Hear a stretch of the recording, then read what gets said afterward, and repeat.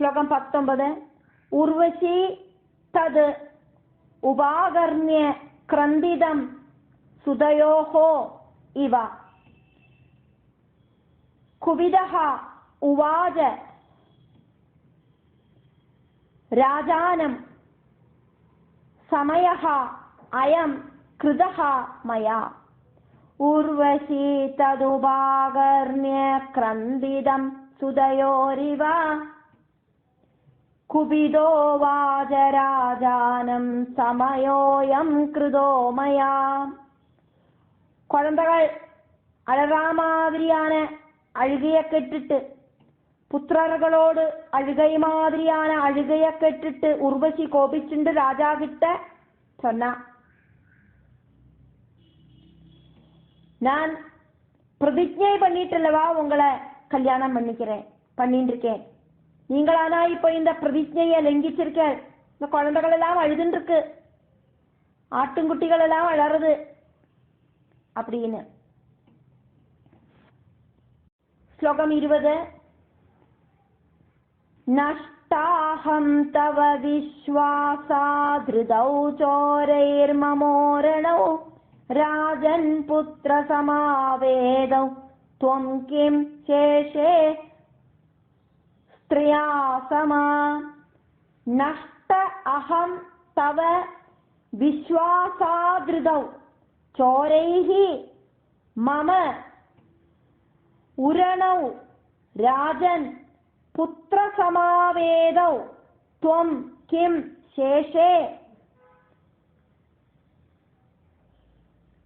ஸ்த்ரியா சமஹா. உங்களை நம்பிட்டு நான் மோசம் பண்ணிட்டேன், என்னோட 2 ஆட்டு குழந்தைகளையும் திருடர்கள் திருடிட்டு போறாளே, என் குழந்தைகளை அவரை சத்தமாக்கும் நீங்க கேட்கறது எனக்கு ராஜாவே.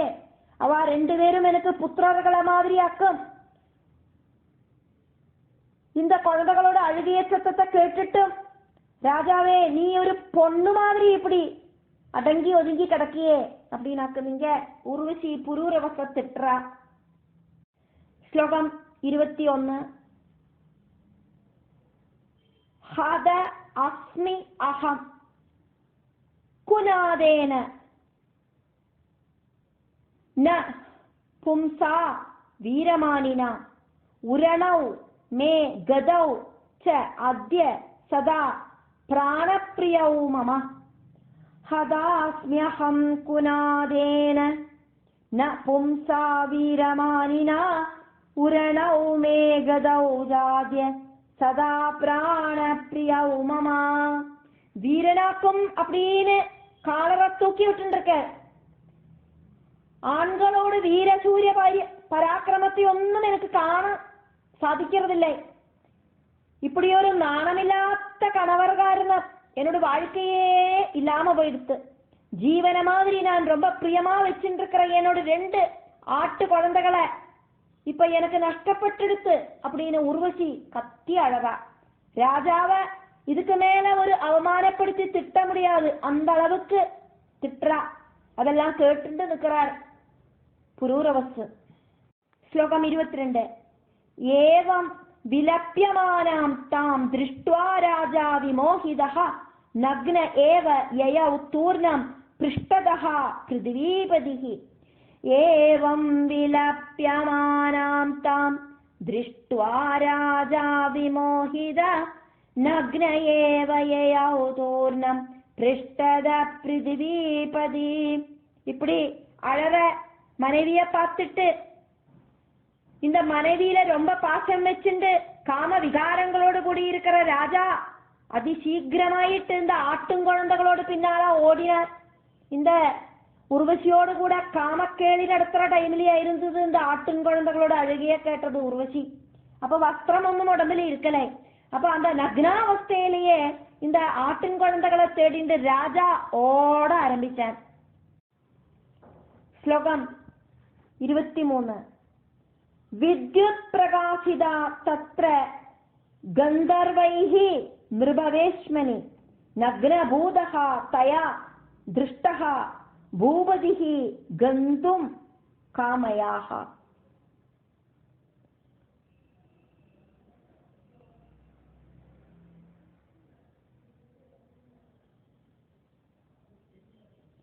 വിദ്യുത് പ്രകാശിതാ തത്ര ഗന്ധർവൈർനൃപവേശ്മണി നഗ്നഭൂതസ്തയാ ദൃഷ്ടോ ഭൂപതിർഗന്ധുകാമയാ. கந்தர்வர்கள் அப்போது ராஜகொட்டாரத்தை நல்ல வெளிச்சம் இருக்கிற மாதிரி பிரகாசத்தோடு கூடிட்டு இருக்கிற அந்த கொட்டாரத்தை அப்படியே தெளிச்சமா காட்டினான். அப்போ அங்கேருந்து போறதுக்கு ரெடியா இருந்த உர்வசி ராஜாவை நக்னையாயிட்டு பார்த்தா. இருட்டிலேயாக்குமே அத்தனை நேரம் அங்க இருந்தது. அந்த டைம்லயாக்குமே உர்வசி கூட இந்த ராஜா காம பரவசனாயிட்டு ജീവിച്ചിരുന്ന സമയത്തിലേക്കുമേ ആട്ടിൻകുഴന്തകളോട് അഴുക ശബ്ദം കേട്ടത്. അപ്പോ ഉർവശിക്ക് എപ്പടിയാவது ദേവലോകத்துக்கு போய்தானாகணும். அப்போ தன்னோடு அந்த சத்தியத்தை எல்லாம் மீறணும் இந்த ராஜா. அதுக்கான சிச்சுவேஷன் இங்க அமைக்க வாக்கம் சேரா. அப்போ உர்வசிக்கும் திரும்பி போக வேண்டிய காலமாயாச்சு அப்படின்னு தோணுறது. அப்போ அதுக்கு செஞ்ச சத்தியங்களை எல்லாம் இந்த ராஜா பரிபாலனம் பண்ணாம இருக்கணும். முதல்ல இந்த ஆட்டின் குழந்தைகளை தன்னோட கையிலேருந்து தொலைச்சிட்டார், ஃபர்ஸ்ட் ஸ்டெப்பு. இன்னொன்னு என்ன சொன்ன அப்படின்னா நெய் மட்டும்தான் சாப்பிடுவேன் அப்படின்னு. அதுக்கொன்னும் பங்கம் வந்துட்டுல. இன்னொரு விஷயம் கூடயும் சொல்லியிருந்தா, எந்த காரணத்தாலையும் ஒன்னு காம கேலி நடத்துற சமயத்திலே அல்லாதைக்கு வேற எந்த டைம்லயும் ஒன்னு நான் வஸ்திரம் இல்லாதைக்கு காணப்படாது அப்படின்னு. இப்ப ராஜா என்னவாக்கும் செஞ்சார், இந்த ஆட்டுக்குட்டிகளோட அழுகிய கேட்டுண்டு அந்த ஆட்டுக்குட்டிகளை தேடிண்டு வஸ்திரம் போட்டுக்கணும் அப்படிங்கிற போதம் இல்லாதைக்கு ஓட வாக்கம் செஞ்சது. அந்த டைம்ல இந்த கந்தர்வர்கள் என்ன பண்ணினா அங்க எல்லாம் அப்படியே பிரகாசத்தை வரவழைச்சா. அந்த பிரகாசத்துல உர்வசி ராஜாவை நக்னனாயிட்டு பார்த்தா, வஸ்திரம் இல்லாதைக்கு பார்த்தா. ஸ்லோகம் 24. தியக்த உரணௌ கதாஹ சர்வே கந்தர்வாஹ பதி பார்த்திவஹ நக்னஹ ஜக்ராஹ தௌ ஸ்ராந்தஹ ஜகாம ஸ்வக்ருஹம் பிரதி. தியக்தோரணௌ கதா சர்வே கந்தர்வா பதி பார்த்திவ நக்னோ ஜக்ராஹ தௌ ஸ்ராந்தோ ஜகாம ஸ்வக்ருஹம் பிரதி. ஆட்டுங்குழந்தைகளை வழியில களஞ்சிட்டு கந்தர்வர்கள் எல்லாம் ஓடி போயிட்டா. அவளோட தேவை நடந்துடுத்து. இந்த ஆட்டுக்குழந்தைகளை திருடி போயிட்டு தேவலோகத்துல கொண்டு போறதுக்கொന്നുமல்ல, அவ அதை திருடினா. எப்படியாவது இந்த ராஜாவை உர்வசி கிட்ட கெட்ட பேரு வாங்க வைக்கணும். இப்ப உர்வசி ராஜாவை திட்டியாச்சு, இந்த என்னோட குழந்தைகளை தொலைச்சிட்டியே அப்படின்னு திட்டியாச்சு. இனி அந்த ராஜாவை வஸ்திரமில்லாதைக்கு உர்வசி பார்த்துமாச்சு. இனி இந்த கந்தர்வர்களுக்கு இந்த ஆட்டு குழந்தைகளோடு தேவையில்லை. அதனால நடுவழியில அந்த ஆட்டுங்குழந்தைகளை கீழே களைஞ்சிட்டு கந்தர்வர்கள் எல்லாம் தேவலோகத்துக்கு திரும்பி போனா. நக்னனா இருக்கிற ராஜா ஆட்டுங்குழந்தைகளையும் கூட்டிண்டு அவசனாயிட்டு தன்னோட வீட்டுக்கும் திரும்பி வந்தார். உர்வசீட்டை கொடுக்கறதுக்கு, இந்த அவனோட குழந்தைகளை பிடிச்சுக்கோ அப்படின்னு சொல்லி கொடுக்கறதுக்கு வேண்டிட்டு வந்தார். ஸ்லோகம் 25. ததஹ உர்வசீம் கதாம் திருஷ்ட்வா விலாவ அதிதுக்கிதஹ நக்னம் வீக்ஷ்ய பதிம் நாரி கதா சா வரவர்ணினி. ததோர்வசீம் கதாம் திருஷ்ட்வா விலாவாததிதுக்கித நக்னம் வீக்ஷ்ய பதிம் நாரி கதா சா வரவர்ணினி. அப்போது உர்வசி அங்க இல்லாததை பார்த்துட்டு ராஜா ரொம்ப ரொம்ப சங்கடப்பட்டார். ராஜாவை நக்னனாயிட்டு பார்த்ததுனால உர்வசி அங்கேருந்து தேவலோகத்துக்கே போயிட்டா. அந்த உர்வசி அங்க இல்லாததை பார்த்துட்டு ராஜாக்கு ரொம்ப ரொம்ப துக்கமாகிறது. அழகான தன்னோடு அந்த மனைவிய பார்க்காதக்கு ராஜா சங்கடப்பட்டார்.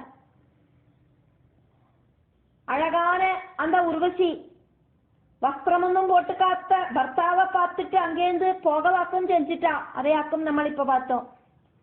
26வது ஸ்லோகம்.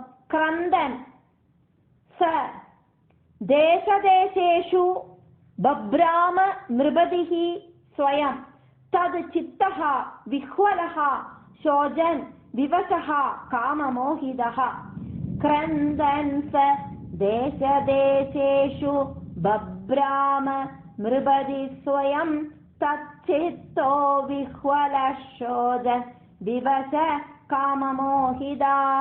ഉർവശിയെ മറ്റും നനച്ച് ദുഃഖിച്ച് നിറയെ പുലമ്പി തീർത്ത് തളർന്ന് കാമമോഹിതനായിട്ട് അഴുതുണ്ട് அந்த ராஜா ராஜ்யமா இப்படி அலைஞ்சு திரிஞ்சு நடந்தார்.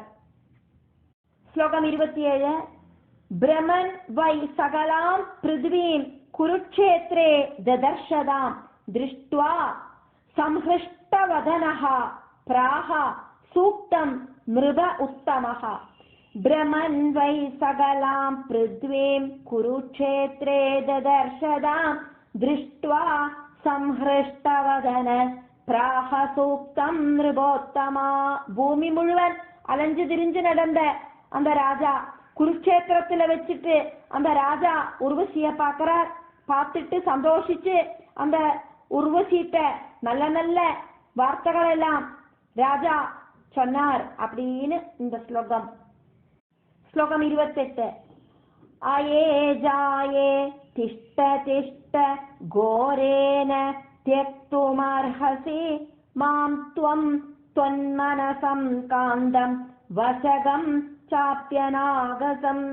अये जाये तिष्ठ तिष्ठ घोरे न त्यक्तुम् अर्हसि मां त्वं त्वन्मनसं कान्दं वशगं च अपि अनागसम्. மனைவி அப்படின்னு கூப்பிடுற உர்வசி, உன்னோட மனசு கரிங்கல்லா நிக்கிறதா?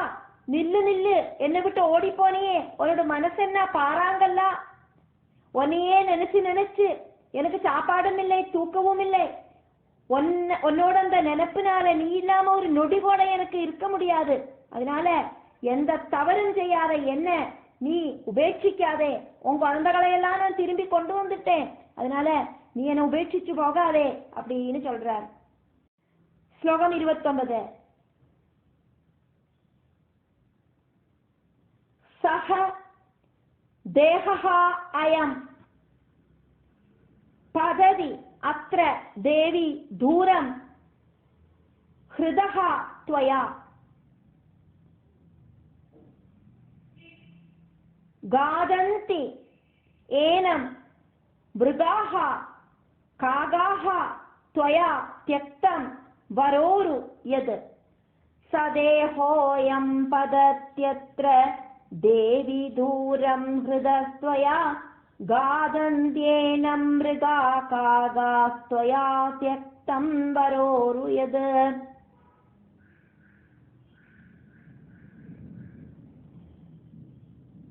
புருவசீட்ட புரூரவஸ்து சொல்றார், உன்னை தேடி தேடி நடந்து என்னோட சரீரம் தளர்ந்து போயிடுத்து. நான் இப்ப பொத்தக்கட்டின்னு கீழே விழுவேன்.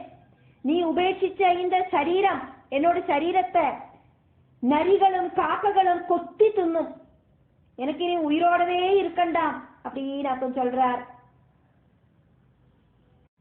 ஸ்லோகம் 30.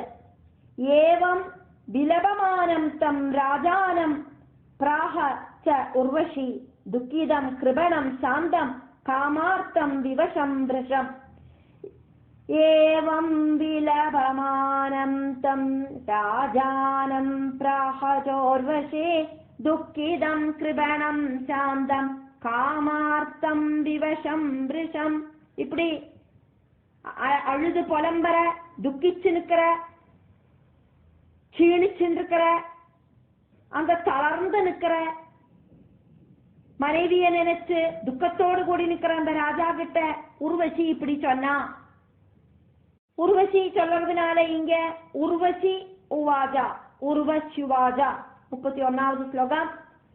மூர்க்கஹா அசி மிருப சார்தூல ஞானம் குத்ர கதம் தவ क्व अभि सख्यम न च स्त्रीणां मृगाणाम् इव पार्थिव मूर्खोऽसि नृपशार्दूल ज्ञानं कुत्र गतं तव क्वापि सख्यं न च स्त्रीणां मृगाणामिव पार्थिव.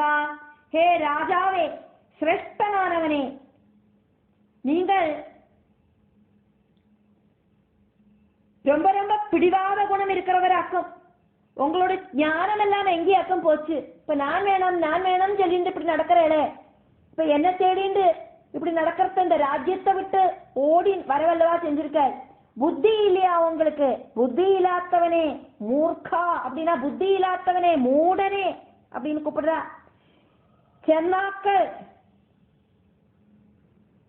சென்னாய்க்கள் கிட்ட நரிகள் கிட்ட எல்லாம் மனுஷாளுக்கு ஒரு ஃப்ரெண்ட்ஷிப் இருக்க முடியாது. அதே மாதிரியே ஸ்திரீகள் கிட்டையும் ரொம்ப ரொம்ப அட்டாச்மெண்ட் வச்சுக்கப்படாது அப்படின்னு சொல்லறா உர்வசி. சென்னாய்க்கள் கிட்ட எல்லாம் போய் ரொம்ப ஒற்றுமையா இருந்தா அதுகள் பசி எடுத்தா கடிச்சு அப்புறம் தின்னும். அதே மாதிரி இந்த ஸ்திரீகள்கிட்டையும் ரொம்ப அட்டாச்மெண்ட் ஒன்றும் புருஷா வச்சுக்கப்படாது அப்படின்னாக்கும் இங்க உர்வசி ராஜாக்கு சொல்றா. ஸ்லோகம் 32. ந விஸ்வாசஹ ஹி கர்த்தவ்யஹ ஸ்த்ரீஷு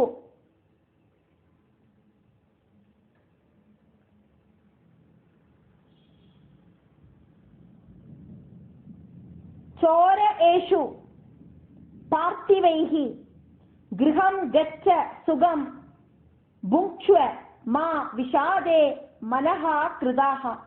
ந விஸ்வாசோ ஹி கர்த்தவ்ய ஸ்த்ரீஷு சௌரேஷு பார்த்திவாயே கிருஹம் கச்ச சுகம் புங்க்ஷ்வ மா விஷாதே மனஹ கிருதா. ராஜாக்கள் ஒருபோதும் ஸ்திரீகள் கிட்டையும் திருடர்கள் கிட்டையும் நம்பிக்கையை வச்சுக்கப்படாது. அதனால முதல்ல திரும்ப வீட்டுக்கு போங்க, சுகமாயிட்டு சாப்பிடுங்க, மனசை சங்கடப்படுத்தாக்கி வச்சுக்குங்க. இப்படி எல்லாம் உர்வசி புரூரவஸ்து கிட்ட சொல்றா. ஸ்லோகம் 33. இத்யேவம் போதிதோ ராஜா ந விவேதாதி மோஹிதா துக்கம் ச பரமம் பிராப்தா சொய்ரிணி ஸ்நேஹயந்திரிதா. இதி ஏவம் போதிதஹ ராஜா ந விவேத அதிமோஹிதஹ துக்கம் ச பரமம் பிராப்தஹ சொய்ரிணி ஸ்நேஹயந்திரிதஹ. இப்படியெல்லாம் உர்வசி சொல்லிட்டும் ராஜாக்கு அതൊന്നും மண்டைக்குள்ள கேறலை. அந்த அழகான அந்த உர்வசியோடு பாசத்துல பிரமிச்ச அவரோட துக்கம் தாங்க முடியாத அளவுக்கு அவரோட துக்கம் ரொம்ப ரொம்ப ஜாஸ்தியா ஆயிடுச்சு. இத்தனை நேரம் அந்த உர்வசியை தேடி தேடி நடந்தார். இப்ப கண்ணு முன்னால உர்வசிய பார்த்தோன்னே உர்வசி திரும்ப வீட்டுக்கு போ, நான் உங்க கூட வரமாட்டேன், வீட்டுக்கு போய் நின்னா சாப்பிடு, மனசு சந்தோஷமா வச்சுக்கோன்னெல்லாம் சொன்னோன்னே துக்கம் அடங்கலை, துக்கம் ரொம்ப ரொம்ப ஜாஸ்தி ஆயிடுச்சு அவருக்கு அப்படின்னு சொல்ற. இங்க இப்ப சூதன் சொல்ற மாதிரியாக்குமே சொல்லப்படுறது. அதனால சூதன் சொல்றதுனால சூத உவாஜா 34வது ஸ்லோகம். இதி சர்வம் சமாக்யாதம் உர்வசி சரிதம் மஹத் வேதே விஸ்தாரிதம் செய்த சம்சேபாத் கதிதம் மயா. இதி சர்வம் சம் ஆக்யாதம் உர்வசி சரிதம் மஹத் வேதே விஸ்தாரிதம் ச ஏதது சம்சேபாத் கதிதம் மயா. இப்படியாக மகத்தான உர்வசி சரிதத்தை நான் இதா உங்களுக்கு சொல்லி தந்துட்டேன் சவனகாதிகளே அப்படின்னு சூதன் சொல்றார். வேதத்துல விஸ்தரிச்சிருக்கிற இந்த கதையை நான் இங்க ரொம்ப ஷார்ட்டா வைட்டாக்கம் எடுத்து சொன்னேன் அப்படின்னு சொல்லறார். இப்படி சொல்லிண்டு பிரதம ஸ்கந்தத்துல 13வது அத்தியாயம் முடிவடைகிறது.